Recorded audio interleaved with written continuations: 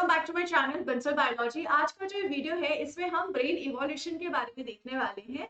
जी हाँ दोस्तों, brain evolution के बारे में जैसे कि हमारी बॉडी इवॉल्व हुई है, न्यू स्पीशीज इवॉल्व हुई है, ऐसे ही ब्रेन का भी इवोल्यूशन हुआ है। ब्रेन के साइज में, स्ट्रक्चर में स्पेशलाइजेशन ऑफ ब्रेन हुआ है। नेचुरल सिलेक्शन के हिसाब से नेचर ने सेलेक्ट किया है ब्रेन के उन स्ट्रक्चर्स को जो हमारे लिए बहुत अच्छा है सर्वाइवल के लिए। तो आज की जो क्लास है इसमें हम ब्रेन इवोल्यूशन के बारे में देखने वाले हैं। So let's get started with the lecture. अगर हम ब्रेन इवोल्यूशन के बारे में देखें तो ब्रेन इवोल्यूशन के दोस्तों बेसिकली दो मॉडल्स यहाँ पर कंसीडर किए जाते हैं। सबसे पहला मॉडल जो होता है उसे बोलते हैं कॉन्सर्टेड मॉडल ऑफ इवोल्यूशन। इस कंडीशन में क्या बोला जाता है, इस कंडीशन में बेसिकली बोला जाता है कि जो हमारा पूरा का पूरा ब्रेन है वो इवॉल्व हुआ as a single coordinated unit. इसका मतलब क्या हुआ कि अगर हमारे ब्रेन का एक हिस्सा इवॉल्व हो रहा है तो हमारे ब्रेन का दूसरा हिस्सा भी इवॉल्व हो रहा है, क्योंकि हमारा जो ब्रेन है वो सिंगल कोऑर्डिनेटेड यूनिट के जैसे इवॉल्व हो रहा है। जितने भी रीजन्स हैं वो सारे एक साथ इवॉल्व हो रहे हैं। इस चीज को हम यहाँ पर पहला इवोल्यूशन मॉडल कहते हैं। वहीं जो दूसरा इवोल्यूशन मॉडल है वो यहाँ पर ये बताता है, मोजाइक इवोल्यूशन मॉडल इसे कहते हैं। ये मॉडल जो है हमें ये बताता है कि हमारे ब्रेन के जितने भी स्ट्रक्चर्स हैं वो इंडिपेंडेंटली इवॉल्व हुए। ऐसा नहीं है कि हमारे ब्रेन का एक स्ट्रक्चर इवॉल्व हो रहा है तो दूसरा स्ट्रक्चर जो है वो भी इवॉल्व होगा, ये इंडिपेंडेंटली इवॉल्व हुए हैं। ऐसा हम किस बेसिस पे कह सकते हैं, जैसे कि हम आउल की बात करें, उल्लू की बात करें, तो वो एक ऐसा ऑर्गेनिज्म होता है जिसे नॉक्टर्नल प्रिडेशन करना है, जो रात को जगने वाला है। तो उस कंडीशन में उसको नियर टोटल डार्कनेस में हंट करना है, तो उसके लिए उसका विजन बहुत अच्छा होना चाहिए, उसको ऑप्टिक टेक्टम बहुत अच्छा होना चाहिए, विजुअल पाथवेज बहुत अच्छे होने चाहिए। तो इस कंडीशन में जो आउल होता है उसका ह्यूज विजुअल और ऑडिटरी सेंटर्स होते हैं। तो आउल में सबसे स्पेसिफिकली क्या बहुत ज्यादा इवॉल्व है, ये वाला स्ट्रक्चर इवॉल्व है। अगर हम फूड स्टोरिंग बर्ड्स देखें तो उनमें हिप्पोकैम्पस जो है वो बहुत अच्छा इवॉल्व होता है, क्योंकि लिए जैसे कि अगर हम नट क्रैकर्स बर्ड्स की बात करें, वो थाउजेंड ऑफ सीड्स को हाइड करते हैं। अब उन्हें मंथ्स लेटर के बाद उन थाउजेंड्स ऑफ सीड्स को अगर ढूंढना भी है तो उन्हें पता होना चाहिए कि उन्होंने कहाँ हाइड किए हैं। तो उनके लिए नेविगेशन बहुत इंपॉर्टेंट है, उनकी मेमोरी बहुत इंपॉर्टेंट है, तो उसके लिए यहाँ पर उनका हिप्पोकैम्पस बहुत इवॉल्व होना चाहिए।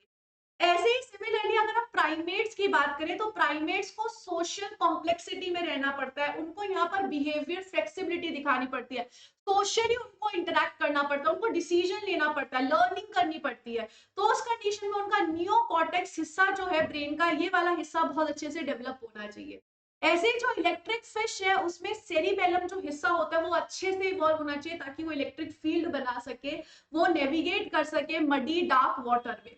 तो ऐसा नहीं है हर एक ऑर्गेनिज्म में अगर कुछ इवॉल्व हो रहा है तो पूरा ब्रेन इवॉल्व होगा। इस थियरी के हिसाब से मोजाइक मोजाइक मतलब अलग अलग चीजों को जोड़कर आपने कुछ तो बनाया। तो मोजाइक इवोल्यूशन मॉडल आपको क्या कहता है, वो यहाँ पर आपको कहता है कि अगर ब्रेन में एक चीज इवॉल्व हो रही है तो इसका मतलब ये नहीं कि दूसरी चीज भी इवॉल्व होगी। इसका मतलब है हर एक चीज इंडिपेंडेंटली इवॉल्व हो रही है। मोजाइक इवोल्यूशन मॉडल जो है वो बहुत अच्छे से समझाता है ब्रेन इवोल्यूशन के बारे में। तो अगर हम यहाँ पर देखें ड्राइवर्स ऑफ ब्रेन इवोल्यूशन क्या क्या होते हैं, सबसे पहले कि मतलब कौन कौन इवोल्यूशन करवाने के लिए रिस्पॉन्सिबल होता है, किस किस वजह से इवोल्यूशन होता है। तो सबसे पहले इकोलॉजिकल इंटेलिजेंस हाइपोथेसिस है। इसका मतलब है कि जो ब्रेन एक्सपेंशन हुआ है, हमारा जो ब्रेन है वो एक्सपैंड क्यों हुआ है, क्योंकि हम नए नए एरिया पे घूमते हैं, हमें न्यू न्यू एरिया पे फोरेज करना पड़ता है, हमारी मेमोरी की वजह से, हमें प्रेडेटर से बचना है, हमने कोई खाना छुपाया है तो हमें वो याद रहना चाहिए। तो इन सब कंडीशन में हमारा ब्रेन एक्सपैंड हुआ है।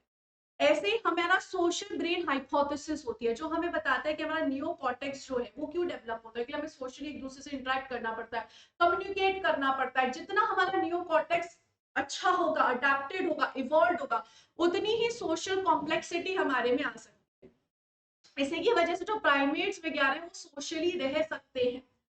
तीसरी चीज आती है सेंसरी स्पेशलाइजेशन की, मतलब जो स्पीशीज है उन्हें सेंसरी स्पेशलाइजेशन चाहिए, स्पीशीज को बहुत अच्छी सेंसेस चाहिए, जैसे कि देखने की बहुत अच्छी एबिलिटी चाहिए, सूंघने की बहुत अच्छी एबिलिटी चाहिए, सुनने की बहुत अच्छी एबिलिटी चाहिए। तो बैट्स में ऑडिटरी बहुत अच्छा होता है, यहाँ पर बर्ड्स में ऑप्टिक देखना बहुत अच्छा होता है, रोडेंट्स में सूंघने की एबिलिटी बहुत अच्छी है।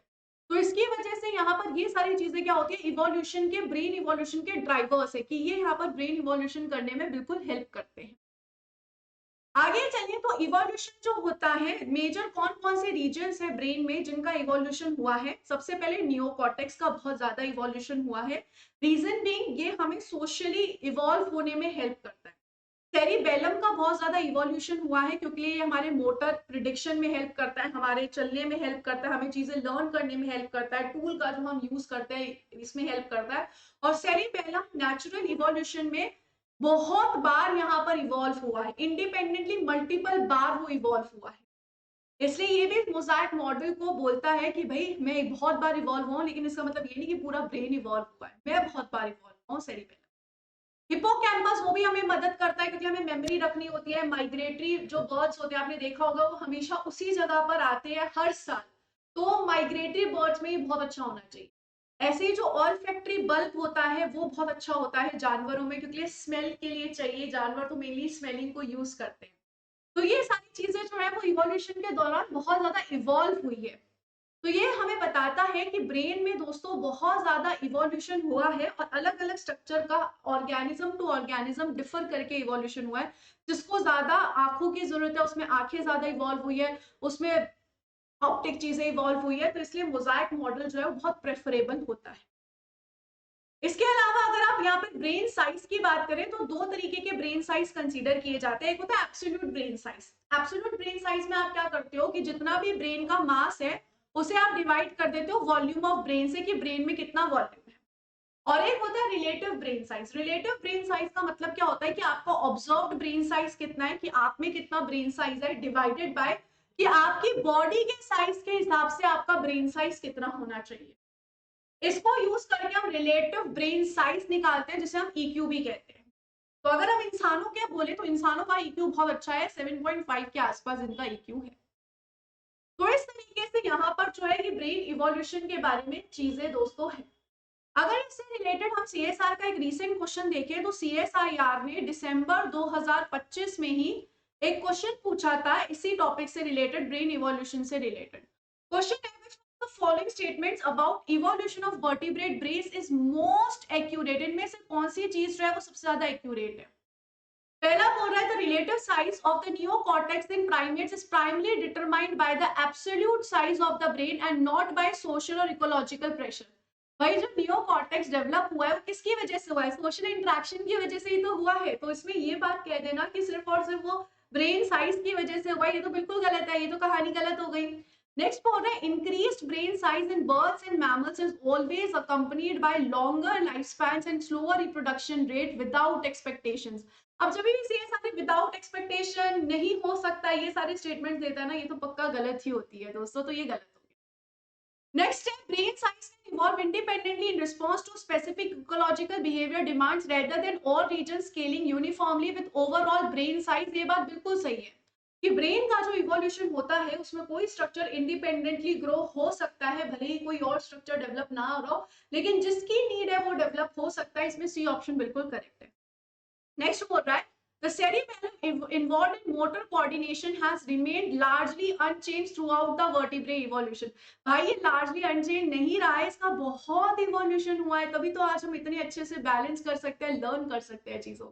तो इसमें कौन सा ऑप्शन सही होगा, यहाँ पर c option is absolutely correct. 4 marks में दोस्तों ये क्वेश्चन इतना आसान सा सीएसआईआर ने पूछा था। मुझे उम्मीद है कि इस क्वेश्चन को सॉल्व करके आपको मजा आया होगा और आपको एक अंदाजा लगा होगा कि अच्छा सीएसआईआर जो है वो यहाँ पर इस तरीके के क्वेश्चंस हमसे पूछता है, आपको एक तरीके से अंदाजा लगा होगा। वंस अगेन दोस्तों, अगर आपको बंसल बायोलॉजी से मेरे साथ तैयारी करनी है सीएसआईआर नेट के लिए तो आप बिल्कुल तैयारी कर सकते हो। जून के लिए अगर आपको पढ़ना है मेरे से, या दिसंबर के लिए पढ़ना है, या बहुत सारे पीएचडी एंट्रेंसेस अगर आप टारगेट करो तो you can join. I wish you all the very best guys, take care of yourself, thank you so much, bye.